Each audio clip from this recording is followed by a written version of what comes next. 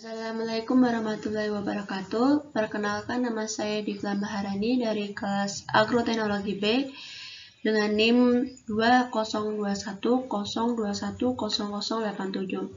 Saya di sini akan membahas topik dengan berjudul Pancasila dalam pembukaan Undang-Undang Dasar 1945 merupakan sumber dari segala sumber hukum di Indonesia. Yang pertama, saya akan membahas latar belakang. Pada tatanan hukum atau dalam berhukum, kedudukan Pancasila dipertegas sebagai sumber tertib hukum atau yang dikenal dengan sebutan sumber dari segala sumber hukum melalui ketetapan MPR nomor 20 MPRS tahun 1966, Jo ketetapan MPR nomor 5 MPR pada tahun 1973, Jo ketetapan MPR nomor 9 MPR tahun 1978. Pancasila menjadi sumber utama dalam tatanan hukum, sehingga banyak sumber hukum yang harus sesuai dengan Pancasila. Menjadikan Pancasila sebagai sumber dari segala sumber hukum pada masa reformasi hingga saat ini semakin mengalami ketergerusan. Oleh sebab itu, Pancasila harus benar-benar diaplikasikan sebagai sumber dari segala sumber hukum dalam sistem hukum nasional. Selanjutnya, di sini ada rumusan masalah yang akan kita bahas. Yang pertama, bagaimana keberadaan Pancasila sebagai sumber dari segala sumber hukum. Kedua, apa pengaruh reformasi terhadap keberadaan Pancasila sebagai sumber dari segala sumber hukum. Ketiga, bagaimana upaya-upaya untuk memperkuat Pancasila sebagai sumber dari segala sumber hukum dalam sistem hukum nasional. Selanjutnya ada tujuan. Tujuan yang dapat kita ketahui adalah pertama, mengetahui keberadaan Pancasila sebagai sumber dari segala sumber hukum. Kedua, dapat mengetahui pengaruh reformasi terhadap Pancasila sebagai sumber dari segala sumber hukum. Ketiga, bisa dapat mengamalkan Pancasila, terutama Pancasila sebagai sumber dari segala sumber hukum. Selanjutnya kita akan masuk dalam pembahasan yang pertama. Keberadaan Pancasila sebagai sumber dari segala sumber hukum. Pancasila sebagai sumber dari segala sumber hukum berada di atas konstitusi. Artinya Pancasila berada di atas Undang-Undang Dasar 1945. Keberadaan Pancasila sebagai sumber dari segala sumber hukum kembali dipertegas dalam ketetapan MPR nomor 3 MPR tahun 2000 tentang sumber hukum dan tata urutan peraturan perundang-undangan. Pada pasal 2 UU ini tetap menegaskan hal yang sama sebagaimana dalam UU nomor 10 tahun 2004 bahwa Pancasila merupakan sumber dari segala sumber hukum negara.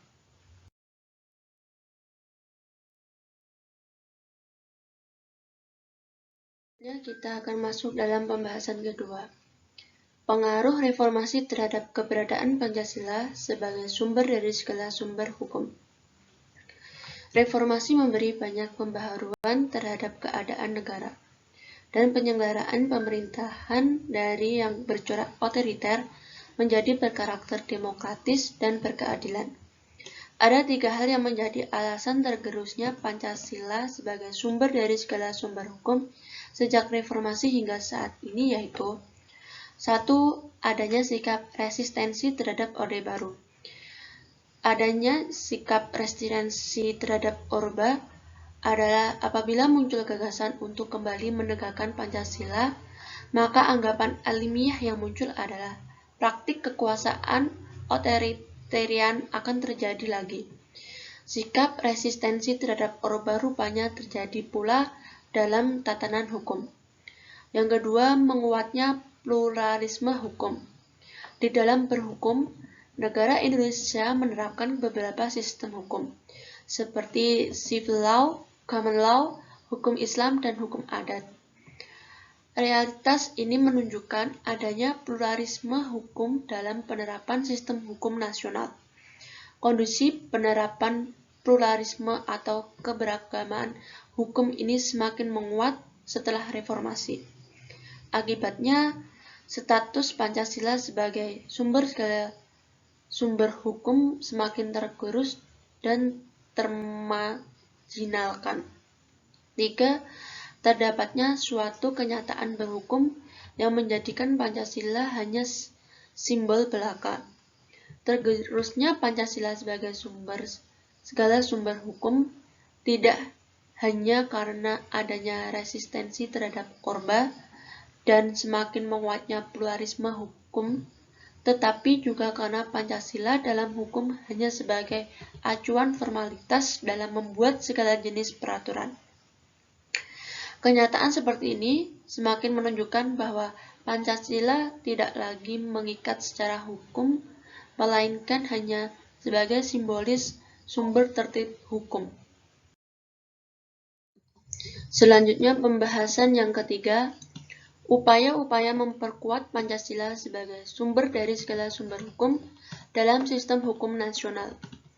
Meskipun Pancasila sebagai sumber dari segala sumber hukum memiliki rumah baik, tetap saja tidak menjamin kedudukan Pancasila dalam sistem hukum nasional Indonesia.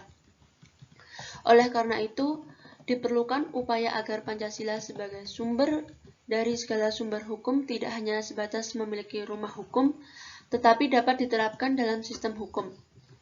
Terdapat dua upaya untuk memperkuat Pancasila, yaitu 1. Menjadikan Pancasila sebagai suatu aliran hukum positif.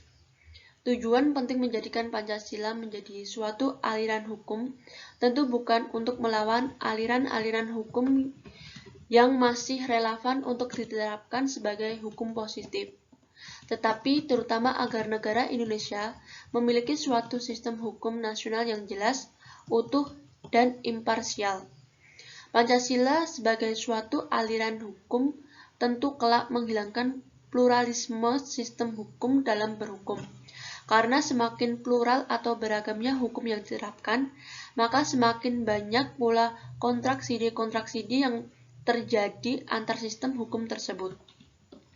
Pancasila harus hadir sebagai suatu aliran hukum guna mendamaikan disharmonisasi hukum yang disebabkan oleh keberagaman hukum.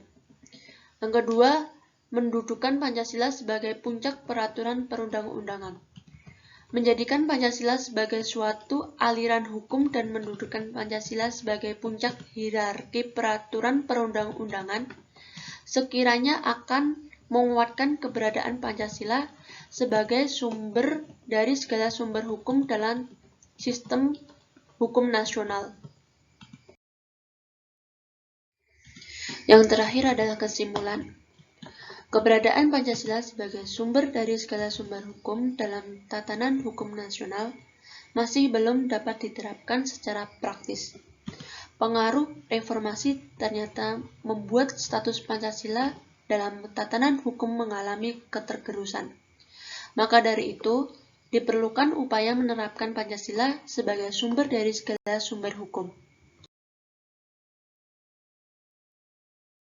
Sekian presentasi dari saya, kurang lebihnya saya mohon maaf.